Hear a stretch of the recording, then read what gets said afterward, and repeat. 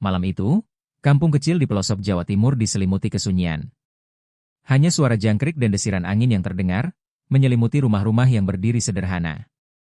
Di salah satu rumah yang sudah rapuh catnya, duduk seorang perempuan muda bernama Ratih, usia 26 tahun, menatap kosong ke langit-langit rumah yang bocor di sudut. Di pangkuannya, tertidur pulas anak semata wayangnya yang baru berusia 4 tahun, Dina. Ratih baru saja pulang dari sawah, setelah seharian bekerja sebagai buruh tani. Ia mengusap peluh, namun bukan hanya keringat yang menetes, air mata pun ikut mengalir. Ibunya yang sakit-sakitan dan utang di warung membuat Ratih semakin terdesak. Ia sadar, hidup di kampung dengan upah seadanya tak akan pernah cukup. Esok paginya, Ratih menemui Bu Yati, seorang tetangga yang dikenal sebagai agen tenaga kerja. Bu Yati bercerita manis tentang betapa indahnya kerja di luar negeri. Betapa banyak TKW yang pulang membawa uang, membangun rumah, dan menyekolahkan anak-anaknya. Kamu cantik, Ratih. Di sana kerja cuma bersih-bersih rumah, majikan baik. Gajinya besar. Kamu bisa bantu ibumu, dan Dina bisa sekolah tinggi nanti, bujuk Bu Yati sambil menyerahkan brosur berwarna cerah. Ratih pun mulai tergoda. Setelah berdiskusi dengan ibunya dan menatap wajah mungil Dina yang tertidur lelap malam itu, ia mengambil keputusan besar. Pergi ke luar negeri sebagai TKW. 2 minggu kemudian, Ratih bersama beberapa perempuan lain sudah berada di penampungan, menunggu keberangkatan. Suasana di sana tidak seperti yang dibayangkan. Mereka tidur berdesakan, makan ala kadarnya, dan tidak diberitahu jelas kapan mereka akan terbang. Namun semangat Ratih tak surut. Aku harus kuat. Demi Dina. Demi ibu. Aku ingin pulang nanti membawa harapan, bukan air mata, bisiknya dalam hati. Hari keberangkatan pun tiba. Dengan tas kecil di tangan dan doa panjang dari bibir ibunya yang menangis di terminal bus, Ratih melangkah ke negeri orang dengan sejuta harapan. Namun, tanpa ia sadari, apa yang menantinya di ujung sana bukanlah cahaya, tapi bayang-bayang kelam yang perlahan akan menghapus senyumnya. Langit bandara di negeri timur tengah menyambut Ratih dengan terik menyengat dan bahasa asing yang tak dikenalnya. Di matanya yang lelah, masih tersimpan harapan. Ia percaya, hidup akan berubah. Tapi begitu ia turun dari mobil penjemputan dan tiba di rumah majikannya, senyum itu mulai memudar. Rumah besar bertingkat dengan pagar besi tinggi seolah menyambutnya seperti penjara. Majikannya, seorang wanita paruh-baya bernama Madam Fatia, menatap Ratih tanpa senyum. Di sampingnya, seorang pria berkumis tebal, suaminya, hanya melirik dingin. Ini kamarmu, kata Madam Fatia dengan nada datar sambil menunjuk ke sebuah ruangan sempit di bawah tangga. Tanpa jendela, tanpa kipas, hanya kasur tipis dan ember kecil di pojok.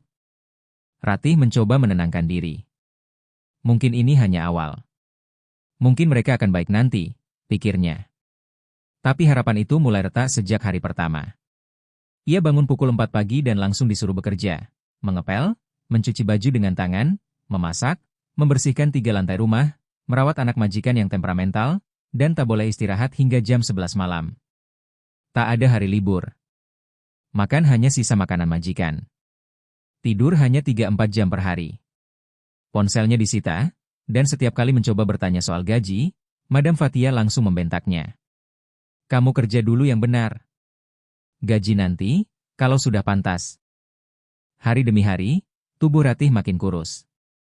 Tangannya luka karena deterjen keras, kakinya melepuh karena selalu berdiri. Ia mulai batuk terus-menerus, tapi tak diizinkan ke dokter. Surat perjanjian kerja yang dijanjikan di Indonesia tak pernah ada. Ia seperti budak tanpa hak. Suatu malam, ia memberanikan diri meminta izin menelepon ibunya. Tapi bukannya pengertian, majikannya justru menamparnya. Kamu di sini bukan untuk merengek. Kalau tidak mau kerja, saya kembalikan ke agen dan kamu bayar semua biaya tiket dan penampungan. Ratih hanya bisa menangis diam-diam di balik pintu kamarnya yang terkunci dari luar. Ia ingat wajah Dina. Ia ingat janji bahwa ia akan pulang membawa masa depan. Namun malam itu, untuk pertama kalinya, Ratih bertanya dalam hati. Apa aku akan bisa pulang? Atau justru terkubur diam-diam di negeri ini? Hari-hari Ratih di rumah majikan tak lagi bisa dihitung dengan jari. Waktu seakan berhenti, namun penderitaan tak pernah jeda. Tubuhnya kini makin lemah. Bekas luka mulai menghiasi tangan dan kakinya. Setiap malam, ia menangis dalam diam, tanpa suara. Jika kedengaran, Madam Fatia tak segan menyiramnya dengan air kotor. Suatu sore, saat ia sedang membersihkan jendela lantai 2, tangannya tergelincir dan tubuhnya hampir jatuh. Tapi bukan bantuan yang ia terima, melainkan bentakan. Bodoh! Kalau mati, siapa yang mau bersihin rumah ini? Hah? Teriak sang majikan sambil memegang sapu. Ratih tahu, ia bukan manusia di mata mereka. Hanya alat. Dan lebih buruk lagi, ia mulai mendapat pelecehan dari Tuan Karim, suami Madam Fatia. Tatapan mata pria itu makin sering melecehkannya, mencari-cari alasan untuk memanggil Ratih masuk ke kamarnya ketika istrinya keluar rumah. Ratih selalu menghindar. Tapi setiap penolakan dibayar mahal, disiram air panas, dikurung di kamar mandi, atau dibiarkan tidak makan seharian. Kamu kerja di sini harus tahu diri. Aku bisa kirim kamu ke padang pasir kalau mau, ancam Tuan Karim suatu malam. Ratih mulai ketakutan setiap malam tiba. Ia menyumpal telinga dengan kain agar tak mendengar langkah kaki mendekat. Namun, malam itu, mimpinya jadi nyata. Pintu kamarnya terbuka paksa. Tuan Karim berdiri di sana, matanya merah, napasnya bau alkohol. Ratih melawan sekuat tenaga, meronta, berteriak, menangis, tapi tak ada yang mendengar. Atau mungkin, tak ada yang peduli. Pagi harinya, ia bangun dengan tubuh gemetar, bajunya sobek, dan luka di leher. Madam Fatia hanya melirik dingin. Kalau kamu buka mulut, saya bilang kamu yang goda suami saya. Tidak ada yang akan percaya kamu, pembantu kotor dari kampung. Hari itu, Ratih mulai kehilangan harapan. Tapi jauh di lubuk hatinya, ada suara kecil yang masih menyala. Aku harus pulang. Walau merangkak, aku harus pulang. Hari-hari berlalu seperti neraka tak berujung. Ratih kini bukan hanya kelelahan fisik, jiwanya mulai runtuh perlahan. Luka di tubuh bisa sembuh, tapi luka di hati tak pernah kering. Ia mulai kehilangan rasa terhadap waktu, pagi dan malam menyatu dalam penderitaan. Tubuh Ratih makin kurus. Bekas cekikan di lehernya berubah biru keunguan, namun tak ada yang peduli.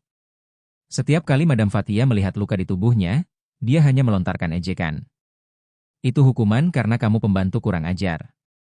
Banyak pembantu di sini dipukuli, kamu masih bisa hidup, harusnya bersyukur. Ratih merasa terperangkap dalam lorong gelap tanpa ujung. Tapi malam itu, saat sedang membersihkan kamar anak majikan, ia melihat benda yang sudah lama dirindukannya, ponsel milik si anak, tergeletak di meja belajar, tak terkunci. Jantung Ratih berdegup kencang. Tangannya gemetar. Ia hanya punya waktu beberapa detik sebelum majikannya datang. Dengan cepat, ia membuka aplikasi pesan dan mencari koneksi internet rumah yang masih tersambung. Dengan jari-jari yang gemetar dan waktu yang terbatas, ia membuka Facebook, masuk akun lama yang pernah ia buat di Indonesia, entah masih aktif atau tidak. Ia mengirim satu pesan singkat ke temannya di kampung, Desi. Tolong bantu aku. Aku disiksa, aku tak kuat lagi. Aku ingin pulang. Ini Ratih. Tak ada balasan. Waktu habis. Pintu terbuka. Ratih buru-buru meletakkan ponsel ke tempat semula. Napasnya tercekat. Untung si anak tak memperhatikan. Hari-hari berikutnya Ratih selalu waspada, berharap ada keajaiban datang. Hingga 3 hari kemudian, saat sedang menyapu halaman belakang, majikannya keluar rumah tergesa-gesa dan berteriak. Kamu kirim pesan keluar? Siapa yang izinkan kamu pakai ponsel? Ratih membeku. Madam Fatia menarik rambutnya, menyeretnya ke dalam rumah dan menguncinya di kamar mandi berjam-jam. Tanpa air. Tanpa makanan. Kamu pikir bisa kabur? Aku tahu semua agen di sini. Tak ada yang bisa menyelamatkan kamu. Kamu bukan siapa-siapa di negeri ini. Dari balik kamar mandi gelap itu, Ratih menangis pilu. Tapi harapan belum sepenuhnya padam. Malamnya, saat ia kembali ke kamarnya dengan tubuh lemah, ia menemukan secari kertas terselip di bawah pintu. Isinya singkat, tertulis dengan huruf Latin campur Arab. Kami tahu kamu butuh bantuan. Bersiaplah. Malam Jumat, jam 2 pagi.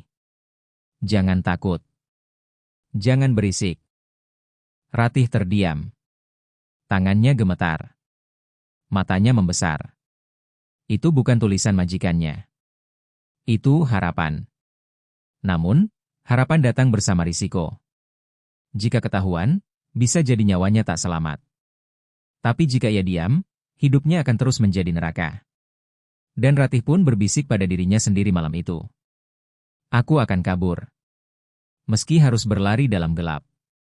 Aku harus pulang atau mati. Langit malam membentang sunyi di atas kota asing itu. Waktu menunjukkan pukul 1.45 dini hari. Ratih belum bisa tidur.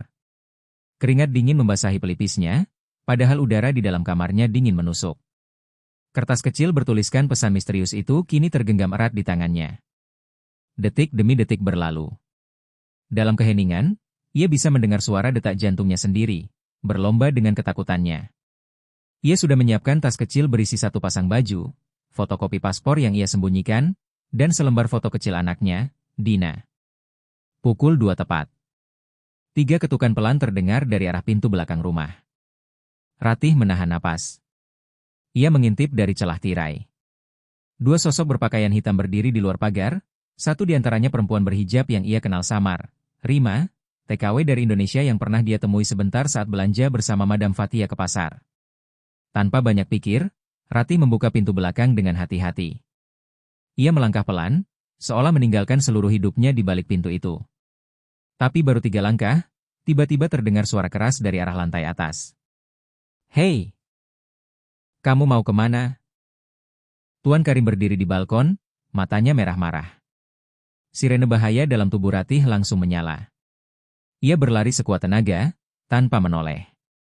Kedua orang yang menjemputnya ikut menarik tangannya dan mereka menyusuri ganggang sempit, berlari dalam gelap, menembus malam. Teriakan majikan makin samar. Tapi ketakutan tak pergi. Setelah hampir 20 menit berlari, mereka tiba di sebuah rumah kecil di pinggiran kota, nyaris tersembunyi. Rima menarik Ratih masuk dan langsung mengunci pintu. Kamu aman di sini. Untuk sementara. Ratih menangis sejadi-jadinya. Tak percaya ia bisa lolos. Rima memeluknya, mencoba menenangkan. Malam itu Ratih tidur di lantai dingin, tapi hatinya lebih hangat dari yang pernah ia rasakan dalam beberapa bulan terakhir. Besok pagi, Rima mempertemukannya dengan seorang relawan LSM Perlindungan Pekerja Migran yang tinggal di negara itu. Namanya Iman, pria lokal yang fasih berbahasa Indonesia. Kami tahu banyak TKW yang mengalami ini. Tapi tidak semua selamat. Kamu termasuk yang berani. Sekarang, kita akan urus pengaduan resmi ke KBRI. Hati Ratih seperti disiram cahaya. Tapi perjalanannya belum berakhir. Pihak majikan sudah melaporkannya sebagai pembantu kabur dan pencuri, sebuah tuduhan palsu yang sering dipakai untuk menghalangi TKW meminta perlindungan hukum. Jika tidak hati-hati, Ratih bisa ditangkap polisi. Ini baru permulaan, Ratih. Tapi kita akan bantu. Kamu tidak sendiri. Di tengah tekanan dan ancaman, ada seberkas cahaya yang mulai muncul. Tapi jalan menuju pulang masih panjang. Ia harus bertarung, bukan hanya untuk kebebasannya, tapi untuk menuntut keadilan. Dan Ratih bersumpah dalam hatinya. Aku tidak akan diam. Luka-luka ini harus didengar dunia. Ratih duduk di kursi ruang tunggu KBRI dengan tangan gemetar. Di sekelilingnya, beberapa perempuan lain tampak diam, menunduk. Mereka semua punya cerita. Tapi hanya sedikit yang cukup berani untuk bicara. Hari itu, dengan didampingi Iman dan Rima, Ratih resmi membuat pengaduan. Ia menceritakan semuanya, pelecehan, pemukulan, kerja paksa, penyiksaan psikologis. Petugas KBRI merekam pengakuannya dan memfoto bekas luka di tubuhnya sebagai bukti. Kamu tidak perlu takut. Ini adalah langkah penting. Kami akan proses tuntutanmu dan memulai mediasi dengan majikan. Jika mereka menolak, kami akan bantu bawa ke pengadilan, kata salah satu petugas. Namun, perjalanan mencari keadilan di negeri orang tak semudah mengadu di tanah sendiri. 2 hari setelah laporan dibuat, pihak majikan datang ke KBRI. Mereka membantah semua tuduhan. Bahkan Madam Fatia dengan lantang berkata, dia pembantu pemalas. Dia mencuri uang saya, kabur, dan buat cerita bohong. Lihat, saya punya bukti kamera. Rekaman kamera yang ditunjukkan dipotong sedemikian rupa agar menggambarkan Ratih sebagai pelanggar. Tapi pihak KBRI tak langsung percaya. Mereka tahu modus seperti ini sudah sering terjadi. Sementara itu, Ratih hanya bisa menangis. Perutnya sakit karena stres dan trauma. Ia muntah-muntah setiap pagi, seperti tubuhnya tak tahan lagi memikul beban. Di penampungan sementara milik KBRI, Ratih berkenalan dengan banyak TKW lain yang punya kisah serupa, bahkan lebih buruk. Ada yang diperkosa majikan lalu dipenjara karena dituduh selingkuh. Ada yang dipasung karena mencoba kabur. Mereka saling menguatkan, saling peluk dalam duka yang tak semua orang tahu. Ratih mulai menulis. Setiap malam, ia tuangkan kisahnya dalam lembar-lembar kertas.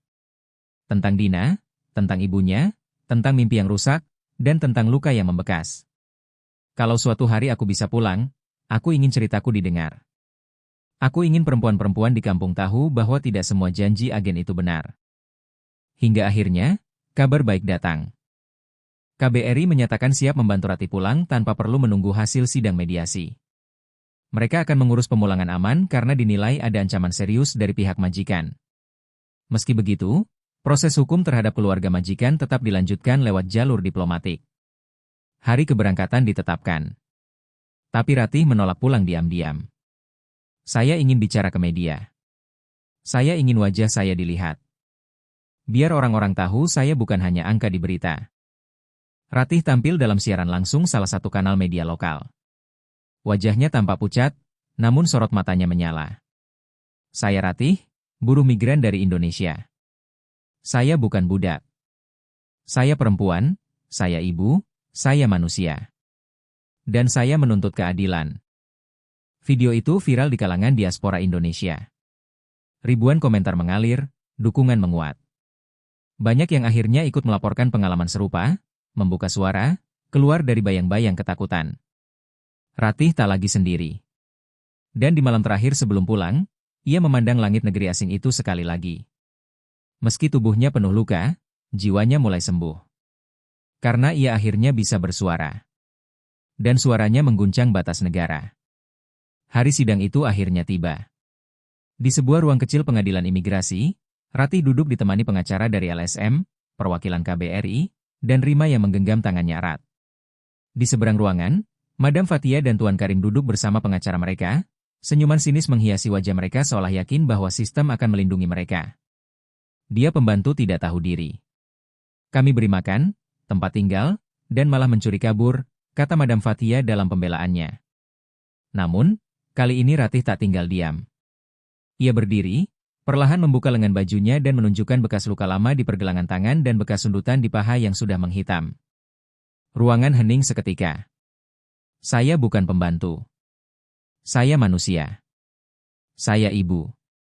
Saya tidak mencuri, saya lari karena saya ingin hidup. Pengacara dari LSM menyerahkan hasil visum, video kesaksian, bukti percakapan dengan Rima, dan laporan dari KBRI. Perlahan, satu demi satu saksi mulai bicara. Termasuk seorang mantan TKW lain yang pernah bekerja pada keluarga yang sama, dan mengalami nasib tak jauh berbeda, tapi sebelumnya takut bersuara. Sidang berjalan tegang selama hampir 2 jam. Hingga akhirnya, hakim lokal mengucapkan putusan. Pengadilan memutuskan bahwa saudari Ratih tidak bersalah, dan berhak mendapat pemulangan serta perlindungan hukum atas dugaan penyiksaan. Tuduhan pencurian dinyatakan tidak terbukti. Tangis Ratih pecah. Rima memeluknya erat.